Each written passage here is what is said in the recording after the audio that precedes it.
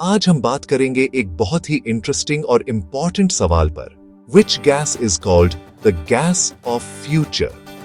अगर आप science, energy, technology या एनवायरनमेंट में इंटरेस्ट रखते हैं तो यह टॉपिक आपके लिए बहुत जरूरी है। जब भी फ्यूचर एनर्जी की बात होती है तो सबसे पहले हमारे दिमाग में आता है हाइड्रोजन गैस। हाइड्रोजन को ही आज पूरी दुनिया में गैस ऑफ द फ्यूचर कहा जाता है। लेकिन सवाल यह है, आखिर हाइड्रोजन ही क्यों? और इसमें ऐसा क्या स्पेशल है जो इसे फ्यूचर का फ्यूल बनाता है? सबसे पहले हाइड्रोजन की सबसे बड़ी स्ट्रेंथ है इसका क्लीन नेचर।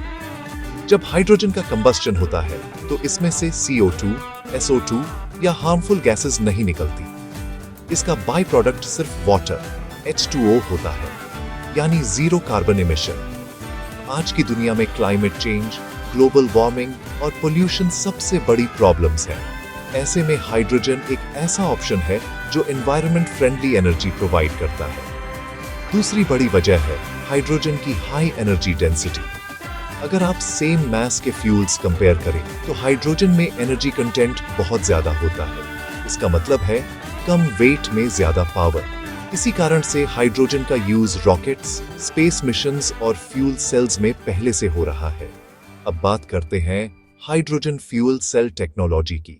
फ्यूल सेल में हाइड्रोजन और ऑक्सीजन रिएक्ट करते हैं और डायरेक्ट इलेक्ट्रिसिटी जनरेट होती है। यह प्रोसेस हाईली एफिशिएंट होती है और इसमें कोई नॉइज या पोल्यूशन नहीं होता।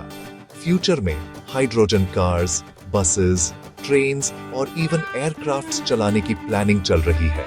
अब एक इंपॉर्टेंट पॉइंट, हाइड्रोजन के भी टाइप्स होते हैं। ग्रे हाइड्रोजन फॉसिल फ्यूल से बनती है, पोल्यूशन करती है।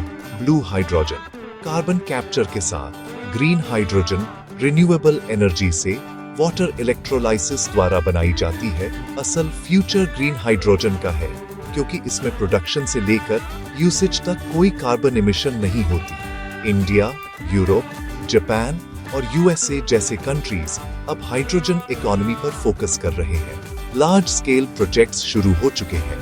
हाइड्रोजन पाइपलाइंस, स्टोरेज सिस्टम्स और रिफ्यूलिंग स्टेशंस डेवलप किए जा रहे हैं। इंडिया में भी national green hydrogen mission launched हो चुका है। अब सवाल आता है, क्या हाइड्रोजन परफेक्ट है? नहीं। हाइड्रोजन स्टोरेज, ट्रांसपोर्टेशन और कॉस्ट अभी चैलेंजेस हैं।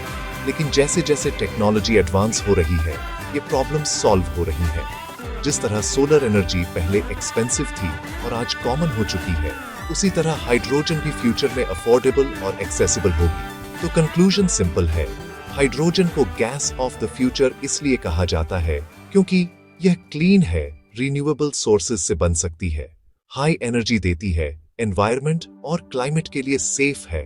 फ्यूचर की एनर्जी डिमांड्स को सस्टेनेबली पूरा करने की कैपेसिटी हाइड्रोजन में है। अगर आपको फ्यूचर टेक्नोलॉजी, एनर्जी और साइंस से जुड़े ऐसे टॉपिक्स पसंद हैं तो इस कंटेंट को जरूर सब्सक्राइब करें और कमेंट में बताइए, क्या आपको लगता है कि हाइड्रोजन सच में फ्यूचर का फ्यूल बनेगा? धन्यवाद।